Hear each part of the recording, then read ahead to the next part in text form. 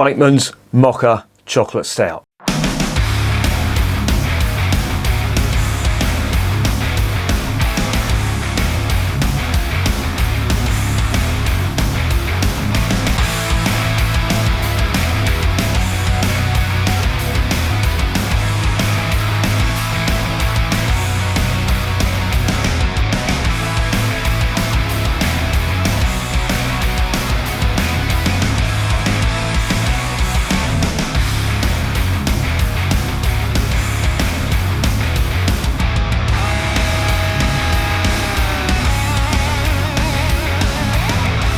Remember, life is too short to be drinking shitty beer.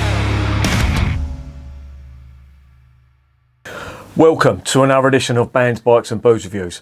This is another one from Bateman's and it is their Mocha Coffee? What the fuck is coffee? Coffee chocolate beer. Now, I thought this was a stout, but apparently it's a chocolate beer.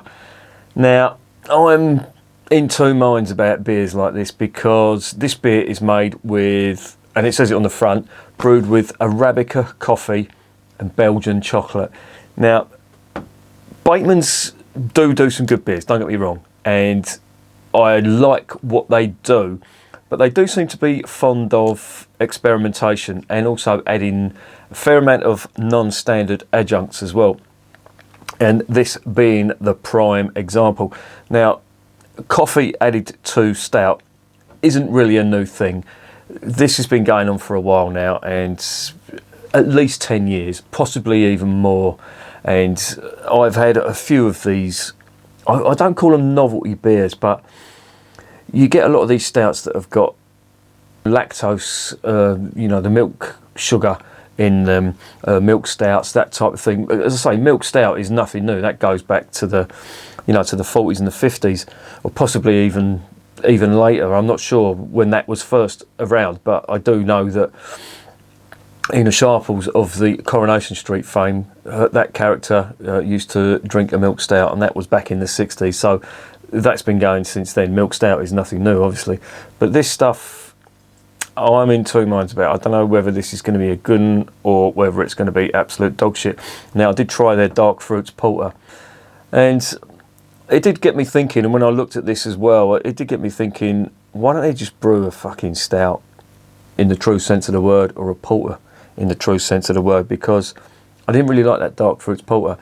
I think they added a little bit too much fruit, or fruit puree, or whatever they've added to it, and it didn't make for a great beer. I drank it and I thought, that's it, I'm never going to drink that again. And I've got a feeling this could be the same. I'd like to be proved wrong, however. Now, I have to say, before we even start on this one, I'm not a massive fan of coffee. I do drink tea like it's going out of fashion. The entire British Empire was built on cups of tea. And if you think I'm going to war without one, mate, you're mistaken. But coffee, no, I just rarely drink it. It's not totally unpalatable to me, but I just prefer tea. So coffee isn't really my thing. Belgian chocolate, well, I ain't really got a sweet tooth, so I'm not really a massive fan of Belgian chocolate, but I'm willing to give it a go and see what this is like. Now, this came from their starter hamper. They call it a starter kit, and it had quite a few beers in there. There's a couple of beers in there that are good. The Victory Ale I thought was excellent. It had the vintage ale in there. No, it didn't. I'm lying. It didn't have the vintage ale. It had an IPA in there. Now, I should have reviewed this IPA because it's down as having American hops in it. And I was doing a risotto the other day, and I really fancied a beer, and I didn't have my fridge fillers in there. And I thought, you know what? I'll crack that IPA open and just drink it, and grin and bear it. But it was actually really nice, and I'm gutted I didn't do a review of that. That's the Skull and Hammers IPA. That was really nice, and it was an English IPA. Even though it says it's got American hops in it, it tasted more like an English IPA. It was quite malt forward. The hops were there, don't get me wrong, but it was quite malty as well, which you don't normally get on them American IPAs. But it was nice, worth checking out. Sadly, I haven't got any of it because I fucking drank it, and as I was drinking it, I thought I should have reviewed it, but I haven't. Anyway, just to fill you in, I haven't done a beer review in quite a while now, and I was out the other day. I met a few mates up in across the water in East London, and I was drinking around East Hamway, and I went into the old Bowling Tavern, which is a pub that I didn't really used to drink in there, to be honest, before the West Ham games. It's the nearest pub to the West Ham grounds, or you could argue that the Central or the Denmark was nearer, but that was very close to the pub, and it did have a strong link with West Ham, and they've refurbished it now. It looks really good. It's a proper old Victorian pub, and it's done out like a Victorian pub. You've got like the little snugs in there and all that. It's good, and they've got quite a decent selection of beer. They've got 2 Czech lagers on tap, and for the life of me I can't remember what they were, but I did try one of them, and it was very nice indeed. They've got Kronbacher on tap as well, and they've also got a few craft beers as well, a few IPAs and stuff like that. Sadly, no ale. There was ale, but I think it was IPAs, and I wasn't willing to risk it. I was more interested in the Czech lager, but that was nice. It was quite good. And then we went to another pub. I'm not going to name this pub now. I'm not going to name and shame them, because I actually do know some of the people that own that pub, and the beer was terrible. It was absolutely shocking. There was no cask beer at all. It was all keg stuff, and the nearest you got to an ale was John Smith's. And I thought, well, I'm not fucking drinking John Smith's. So the Guinness was on. So I thought, fuck it, I'll have a Guinness. I haven't had a Guinness in a while, so I thought, yeah, I'll give you a Guinness a go. And it had a very, very subtle sour tinge to it, where it's been sat in the pipes for a long time. Now, I know East London is sort of, the pub trade in East London is sort of dying out on its arse in that particular region.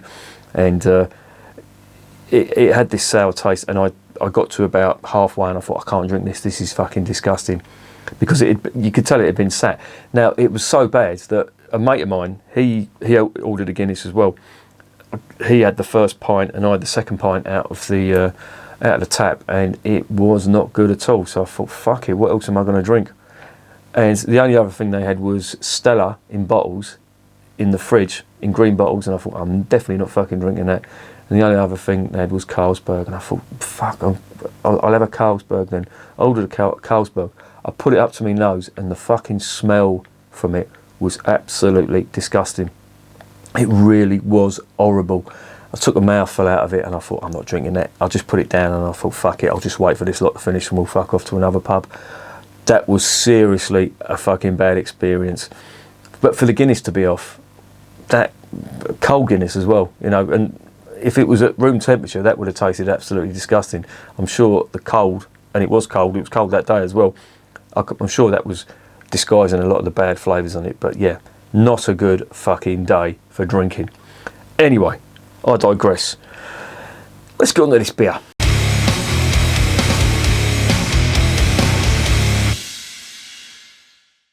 Right, this is, as I say, it's the Mocha coffee chocolate beer. They say it's a beer, but on the back it's got a stout, so I'm going to take this as being a stout. I'll just read it on the back. Our story is one of enterprise and innovation, always looking forward whilst remaining true to our family roots. After 4 generations of Batemans are still fiercely independent, honesty and creativity and gritty determination fuel our passion and for our beers. A coffee and chocolate stout sensation, Mocha is brewed with genuine Arabica coffee, fine Belgian chocolate, and locally grown roasted barley malt. It is rich, enticing, well-rounded. Go on, give your taste buds a wake-up call. 6%. Just in case you're wondering what Arabica coffee is. Arabica coffee originated in, it was first documented in the 12th century in Yemen, in the Middle East. And it sort of stood the test of time. And it was introduced into Europe in, I think it was the 1600s, early 1600s, 1615, I think it was, by Venetian merchants who'd gone to the Levant and brought it back. The Levant, of course, being sort of where Yemen, the Middle East, basically. And they brought it back to Europe, and it caught on quite well. Not so much in the UK. I say the UK, it was England, and it wasn't even the Union didn't even take place, so it was England. It didn't catch on in England at all. And coffee is, for the UK, it's more of a, I don't know, it's more of sort of a late 20th century thing. You did have the coffee substitute, chicory, that was used during World War II. But as I say, Europe really did embrace coffee, and if you look at most European countries, coffee is their main morning drink. Certainly Germany, France, Spain and Italy, of course, it's their main thing. Turkey as well. Even the Netherlands, it's all coffee. Tea is sort of unique to the UK and Ireland, and as I say, I much prefer tea. I'm not really a coffee fan, but that's just me. Anyway, let's get this open and let's see what's going on.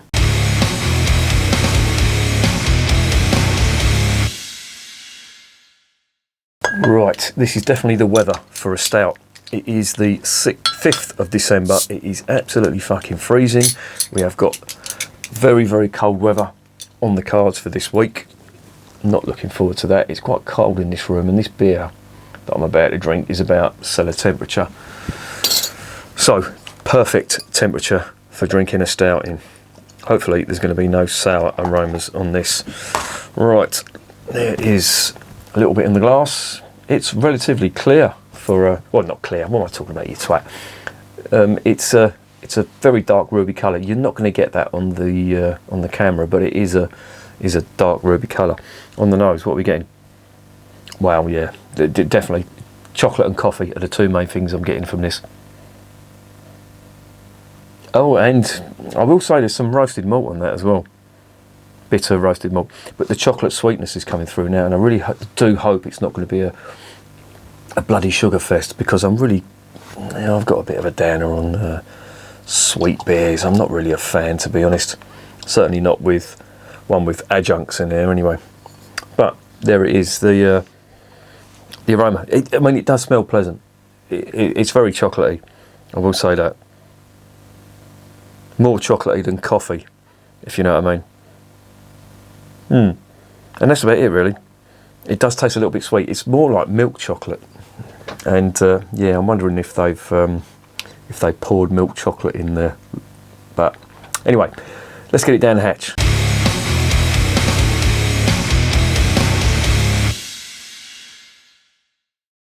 Bottoms up.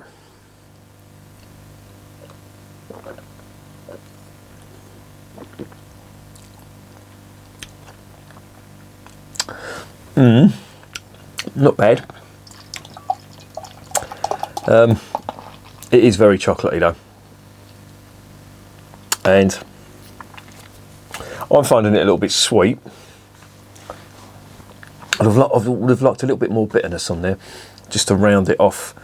But that's just me. That's a personal thing. As I say, I haven't got a sweet tooth, but I would have preferred a little bit more of a bitter finish to it. But it's first mouthful. It's not the worst beer in the world. But let's see if that sweetness starts grating.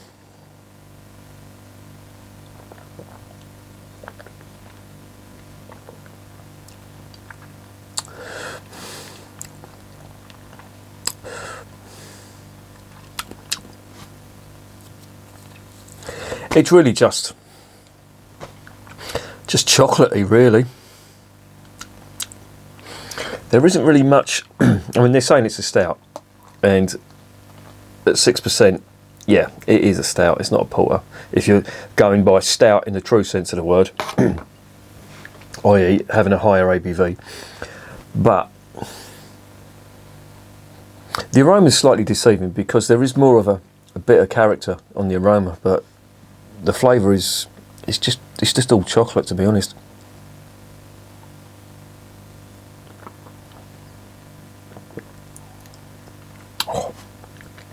Here's the thing, you know, I went to the dentist the other day.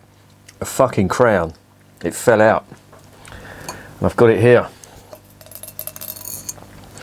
This is what they're making crowns out of now.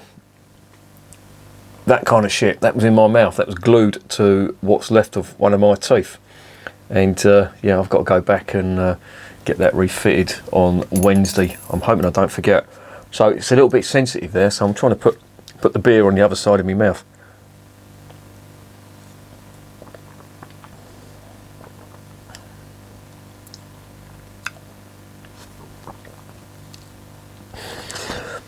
There is really subtle bitterness on this. It's more sweet than anything else. And this is the perfect temperature. This really is cellar temperature. Now, this room is cold, and that's been out for a while now, and this is acclimatized to this ambient temperature, and it's quite nice. I mean, well, I'm saying it's quite nice. It's the right temperature for a stout, in my opinion. A winter stout, put it that way.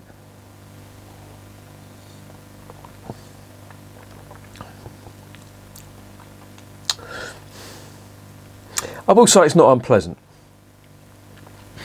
It's it's a beer that I could probably drink 2 of them, and that would be it for me, because the chocolate that's in here is the dominant flavour. The coffee, well, if you'd have called this a chocolate stout, this would have been a better description. Mocha is sort of, as you know, Mocha is based on an espresso with chocolate flavouring, and this really isn't it, to be honest.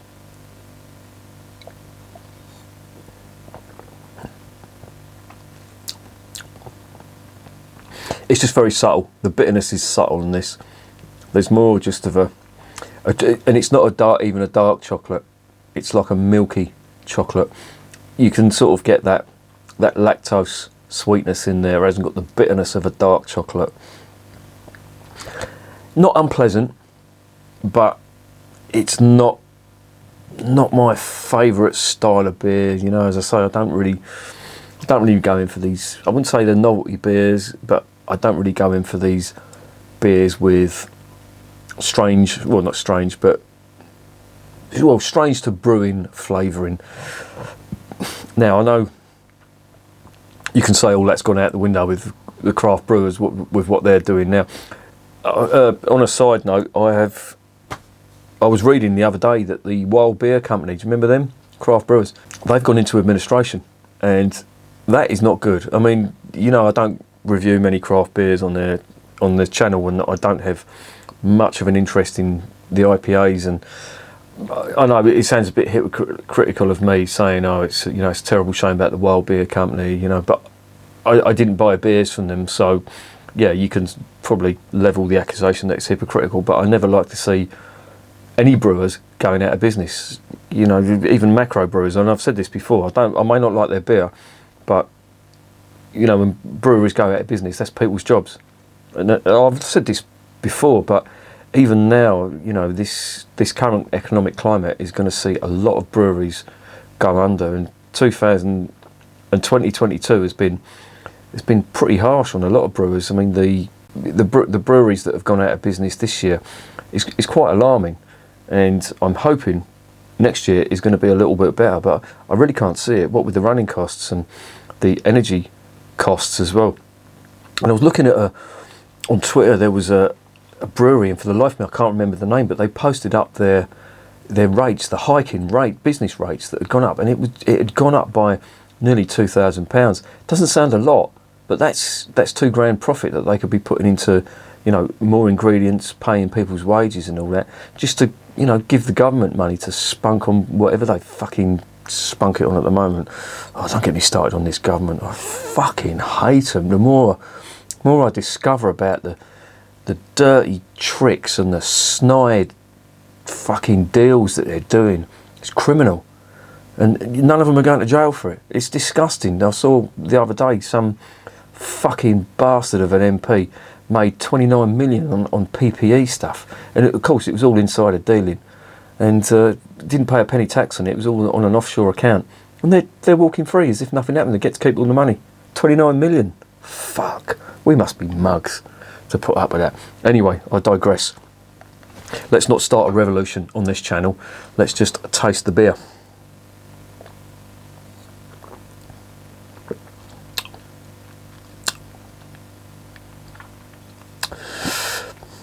The further on it goes down, you can sort of get the bitterness, the coffee style bitterness, but that chocolate overtone is the main thing on here. And as I say, it's not unpleasant, it's not nasty, it's just not my thing. So Yeah, I mean, if you're a fan of chocolate flavoured beer, if you're a craft beer fan and you like them chocolate flavoured stouts, you're going to like that, because this is a nice one. It's quite pleasant if you're into that sort of thing. And the fact it's not overly sweet, and there is subtle hints of bitterness from the roasted malt and the coffee that's gone in here. It's not the worst beer in the world, but it's not one that I will be buying in the near future, put it that way.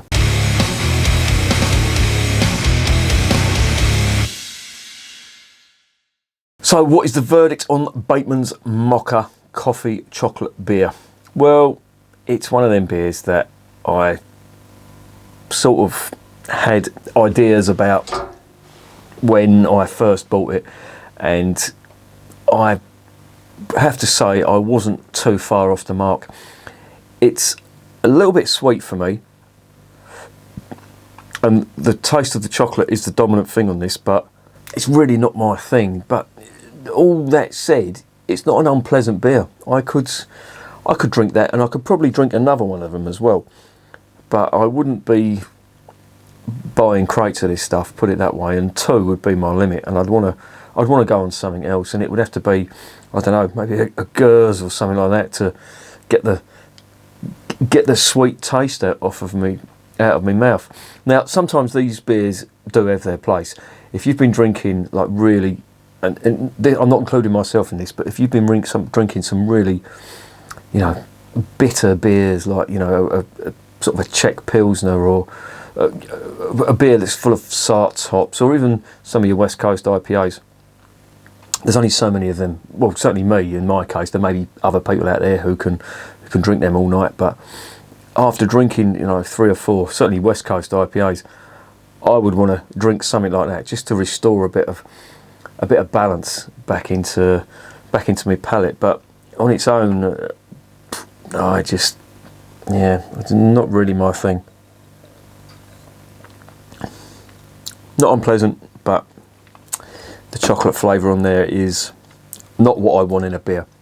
I want chocolate coming from chocolate. I don't want chocolate coming from beer. So for that reason, I'm unfortunately going to have to give it a 5 out of 10. The reason I'm giving it a 5 is it's not got any nasties in there. It's not really that unpleasant. It's just not my thing. And some people may like this. If you're into chocolate flavoured beer with a hint of coffee bitterness, then you may like that. But it's just not for me, unfortunately. So for that reason, I'm going to give it a 5 out of 10. And remember, beer is working class champagne.